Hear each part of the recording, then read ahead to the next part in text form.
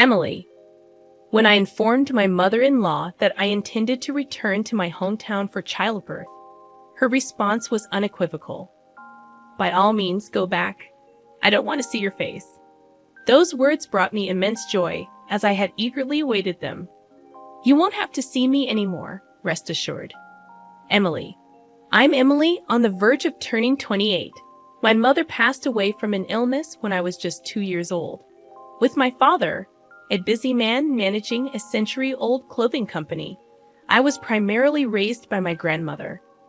Living under my father's strict guidance, I followed his instructions obediently. This regimented lifestyle left no room for romantic pursuits, and I had resigned myself to the belief that it was my destiny.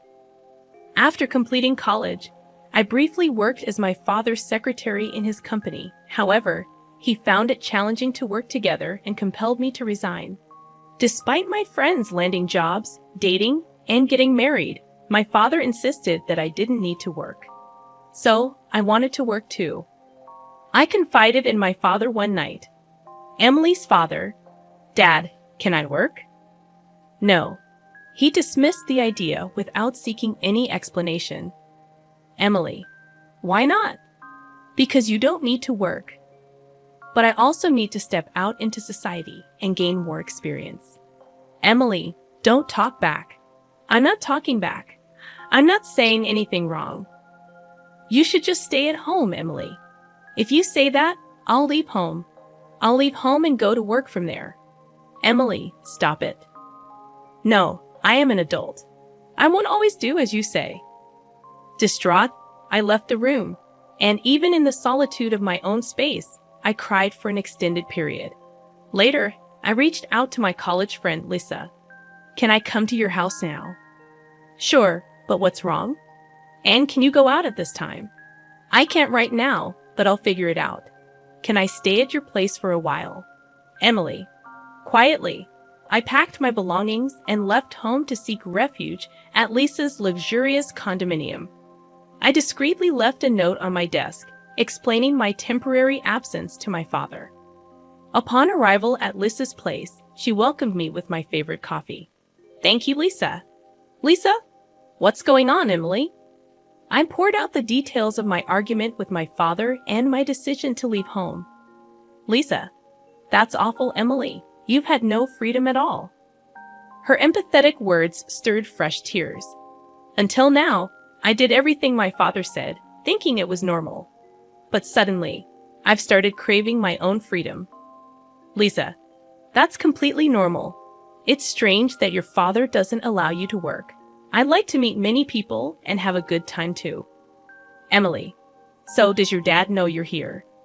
I left a note saying I was going to a friend's place, but he doesn't know any of my friends. He might be frantically searching for you right now. Maybe. Lisa, it's late now. Shall we go to bed? Yeah, I'm really tired. Lisa arranged a separate room for me to sleep in. The next day, when Lisa left for work, I found about 10 missed calls from my dad on my phone. Feeling sorry for him, I sent an email to reassure him not to worry. In the evening, after Lisa finished work, she called me.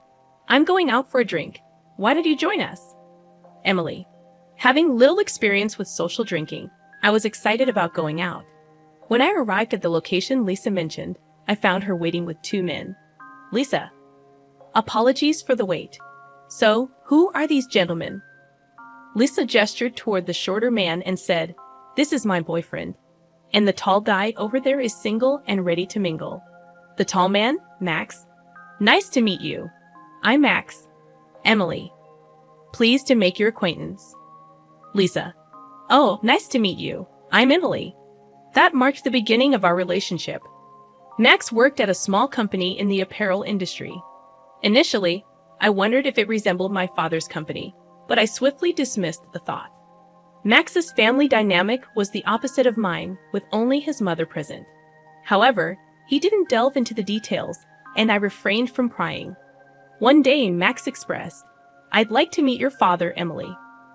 While I had been corresponding with my father through emails since leaving home, I had no immediate plans to return, so meeting him was not on my agenda. I'll consider it, but I'd love to meet your mom, Max. Sure, even today is fine if you want. Really? Today works. I should get a gift then. Yeah, my mom loves that kind of thing. Later, I discovered my mother-in-law not only loved such gifts, but also grew quite irritable if I failed to bring them. En route to Max's house, I picked up a cake at a bakery. Upon reaching Max's place, his mother was already waiting at the front door. Mother-in-law. When I inquired from Max why his mother was there, he mentioned sending her a message from the bakery. Emily.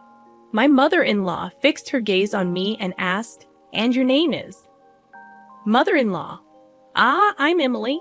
Nice to meet you. Mother-in-law. What do you do for a living? Emily. I'm currently unemployed, but I plan to work soon. Mother-in-law. Oh, so you're just idling about. How nice. It must be to be a rich young lady. I'm not wealthy. That's why I want to work. Mother-in-law. You don't need to talk back. What do your parents do? Emily. My mother passed away when I was young. My father works at a company. Mother-in-law. Him. Max. How long are you two going to chat out here? Let's head inside. Mother-in-law. Right. By the way, Max, did she bring anything? Surely she didn't come empty-handed. In a rush, I handed my mother-in-law the paper bag containing the cake. Emily. It's not much, but... She grabbed the bag almost forcefully from my hand, peering inside with a critical eye. I didn't really need anything, but I suppose I'll take it. In the brief minutes spent conversing with my mother-in-law, I grew to resent her deeply. I felt sorry for anyone tethered to such a person as a mother-in-law. As we entered the living room, my mother-in-law bombarded me with questions to which I offered only bland responses. Nevertheless, she persisted in her interrogation, almost as if I were a criminal suspect. Exhausted by the relentless barrage of one-sided questions, I seized the first opportunity to speak to Max. Emily. Max, I think I should be heading home soon. At that, my mother-in-law's face flushed with anger. Mother-in-law. Do you truly despise being with me that much? Your responses to my inquiries have been half-hearted all along. Max. Mom, please calm down. Mother-in-law. Max, why did you bring such a rude woman here? Surely there are better choices out there. Emily. I retorted sharply. What exactly about me is rude? If there's something I should improve, then kindly enlighten me. My response seemed to only stoke my mother-in-law's ire. Mother-in-law. You're quite cheeky, aren't you? All I ask is that you answer my questions. Emily. I've been answering everything you've asked. Mother-in-law. You dislike me, don't you? I can see it on your face. Emily. I wanted to say yes, but I couldn't bring myself to. I'm just tired and would like to go home. Mother-in-law. Well, aren't you audacious? I wonder what kind of upbringing your parents gave you. They mustn't have been good parents. I would love to see what they look like. Hearing her disparage my parents, I was overcome with sadness and began to cry. Mother-in-law. Now you're crying for sympathy. If you're so eager to leave, then go. It'll be a breath of fresh air. Also, I'll feed this cake you brought to my dog Charlie, but Charlie is quite particular, so he might not touch such a cheap cake. Laughing, she pointed at the cake I had bought. Mother-in-law. Enough, Mom. Max. Max, you really don't know how to choose a partner. Max scowled at his mother's words and retorted, Why must you always argue? Can't you act your age for once? His response seemed to drain his mother of energy instantly. Max. All I want is a good wife for you, Max. Max. I understand. But I'm an adult too, you know? I'm not a child anymore. Emily. I affirmed, and I can handle my own affairs. Upon hearing Max's words, his mother's eyes filled with tears, and she left the room with a despondent expression. I decided to depart as well, but Max followed me and offered an apology. Max. Emily, I'm sorry for my mother's harsh words. She must be feeling threatened. thinking she's losing me to you. I'll speak to her about this, okay? Please don't let it deter you from returning. Emily. His mother's comments about my parents hurt deeply, Max. I'm not sure I want to see her again. As I uttered those words, a wave of sadness washed over me, and I collapsed into Max's arms, tears streaming down my face. Max held me close, and after a while, he suggested, "How about we go somewhere now?" Barely nodding, I left the house with Max. Since Max didn't have a car, we took the train and disembarked at a station near the beach. We sat on a bench by the sandy shore, gazing out at the sea for a long while. 2 months passed since then, and I discovered that I was pregnant. When I broached the subject with Max, he proposed. "Max, let's get married. We don't need a lavish ceremony, but let's make it official. We can reside at my house, all right? I don't earn much at my job, so renting an apartment is out of the question. I'll ensure my mother refrains from making unwarranted remarks to you, Emily." While living with his mother wasn't ideal, there seemed to be no other option. Emily. Okay, I'll do my best to get along with your mother. And so, I found myself moving into my mother-in-law's house because of our impending marriage. I returned home to inform my father about it. His face lit up upon seeing me. Emily's father. It's wonderful to see you looking well. I know we've been in touch, but it's been a while since we last met. What's the matter, Dad? I have something important to share. His demeanor shifted immediately. I recounted my encounter with Max, my pregnancy, and our intention to marry. My father listened silently. When I finished, he simply said, "Well, congratulations. I'm eager to meet my grandchild." His smile seemed forced. Emily. Dad, thank you. I'm sorry for causing you sorrow as your daughter. I sat as tears flowed freely down my cheeks. My father too shed tears. I had anticipated anger, but his gentle words wounded me even more. I ended up residing with my mother-in-law due to our impending marriage. Lisa, who had been supporting me since I left home, offered her words. Lisa. You better show me your cute baby's face soon. Emily. Of course, and you should tie the knot soon too.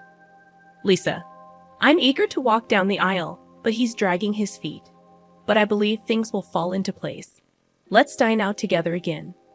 I initially scheduled the move for Sunday, but my mother-in-law deemed it an unlucky day, so I rescheduled it for Saturday. The relocation went smoothly on Saturday morning. While the movers were busy, my mother-in-law stood by, watching them. Despite repeated warnings from the movers to step back for safety, she remained obstinate.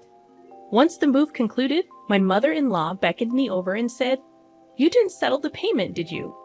Emily. I didn't catch that. Mother-in-law. She pretended not to understand and walked away, then handed something to the movers' leaders. Understanding dawned on me, but when she returned, she said, "Emily dear, it seemed like you were hesitant, so I paid on your behalf. Of course, you'll reimburse me later." Mother-in-law. She then cited an exorbitant sum. It far exceeded the norm, so I questioned, "You paid that much?" Emily. Goodness, it was excessive. Mother-in-law. It's not about the amount, but perhaps it was a tad too generous. It's the sentiment that matters in such situations. Stinginess invites curses. I'm not being stingy. I refrained from further discussion, aware it would lead to another clash. My mother-in-law wore an expression that said, "I'm always right." That's when Max intervened and asked my mother-in-law, "Mom, what's going on? What'd you say to Emily?" Mother-in-law. "Just a trivial matter," she replied curtly before walking away. Max, are you all right? I warned her not to hassle you. Emily. Thank you. Preferring not to disclose the near altercation with my mother-in-law to Max, I fear he might mention it to her, exacerbating her hostility toward me. Following the move, my mother-in-law scarcely interacted with me, evidently avoiding me. There were weeks when she wouldn't speak to me at all, and those were peaceful days. One day, Max brought home some work documents in an envelope bearing the company name, Star Textiles Incorporated, which startled me. It was a name I'd often heard while working at my father's company. They were one of our subcontractors. Max. Yeah, why do you ask? Emily. Just curious. I realized I know very little about your company. I refrained from disclosing that his company was a subcontractor for my father's, sensing it better left unsaid. Max. Well, we're merely a small subcontractor. If our parent company decides to sever ties, we go under instantly and all employees would lose their jobs. Max chuckled with a touch of sadness. About a month later, Max began returning home late from work and seemed despondent, prompting my inquiry. Emily. You've been working late lately. Is everything all right? You seem different. He admitted, the company is in trouble. Emily. Like bankruptcy? Max. Max nodded. Our parent company suddenly slashed our orders by half. Now our boss is pleading with them daily to maintain the status quo. We're also scouting for new clients. But if neither pans out, bankruptcy is inevitable. As Max recounted the situation, I considered appealing to my father to assist Max's company. However, my father adhered strictly to business principles and wouldn't extend help based on personal sentiments. Additionally, the number of business partners seemed to have dwindled significantly. I divulged to Max that my father's company was the parent company of Star Textiles. Max was initially surprised, but then implored me earnestly. Max! Emily! Please implore your father not to cut ties with us. Emily. I'm sorry, Max. My father is business-minded. Personal matters won't sway him. Max. Could you try, Emily? Emily. It won't change anything. As I spoke, Max sank to his knees before me. Max. Please, I beg you. Emily. Stop, Max. Don't do this. I'll speak to my father, but I doubt it'll make a difference. As Max raised his head, tears of relief streaked his face. That evening, I called my father and relayed Max's desperate plea. Emily. So the company Max works for is Star Textiles. I suppose I must assist them. I was taken aback. I had anticipated my father, with his stringent business ethos, to refuse outright. Emily's father. I have two conditions. First, we'll maintain business with Star Textiles as usual, but I want Max to join our company. Second, you and Max will move in with me. Do you agree? Emily. So, you're suggesting Max transfers to your company? Emily's father. I'll discuss it with him. But why the need for both of you to move in with me? Emily. All right, but why reduce dealings with Star Textiles initially? Emily's father. A new company presented an enticing offer, prompting us to consider them. However, upon investigation, we discovered their history of reneging on promises, leading us to reconsider. Hence, even without my intervention, Star Textiles would have been unaffected. Emily. Perhaps. My father chuckled, and I couldn't help but join in. After hanging up, I promptly conveyed my father's conditions to Max. While relieved that Star Textiles was out of danger, Max seemed apprehensive about transitioning to my father's company. Max, it's difficult for me to consider joining your father's company, Emily. I've invested a lot at Star Textiles and have good colleagues there. Emily, I'll relay your sentiments to my father. I dialed my father once more, relaying Max's concerns, to which my father responded. Emily's father. He did say that, huh? He's a reliable, honorable man. Understood. He can continue excelling at Star Textiles. But my stance on you two moving into my house remains unchanged. Emily.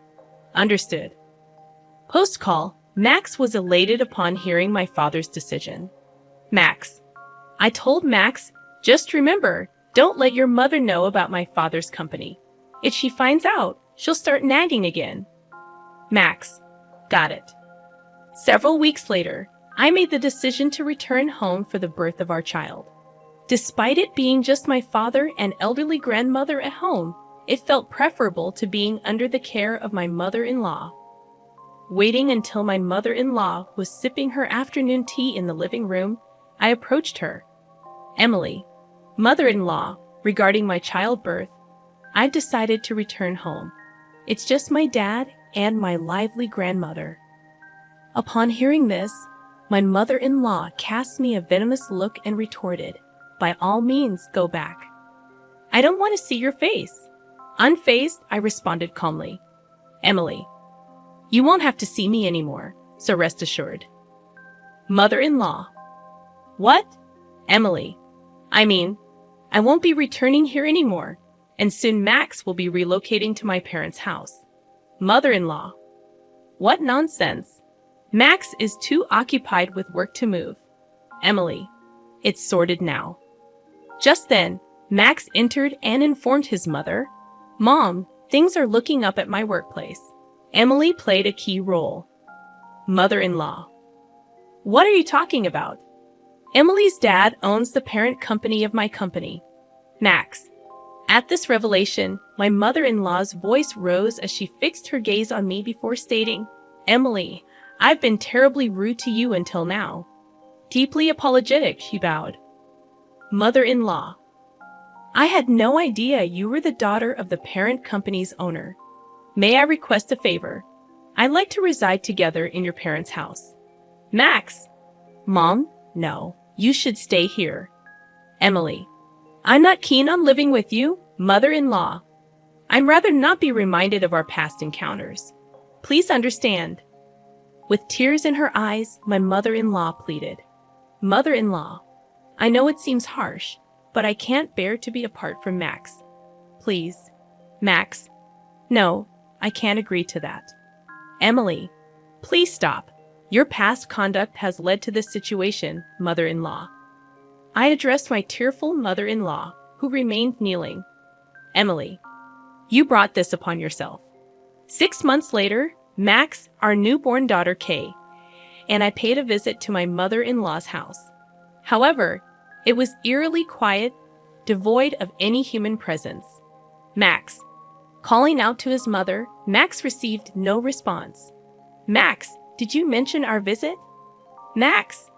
No, I thought it would be a surprise. I wonder where she is. Suddenly, my mother-in-law emerged from the bathroom, looking severely frail. She remained impassive upon seeing us. The kitchen was strewn with empty instant noodle packets, and unwashed dishes littered the sink. Max. Mom, are you all right? My mother-in-law glanced at Max, but remained silent. Max. Mother-in-law, we brought your favorite cake. As I offered the cake, my mother-in-law seized it and began devouring it without a word. Echoing my earlier sentiment, I repeated. Emily. You brought this upon yourself, mother-in-law.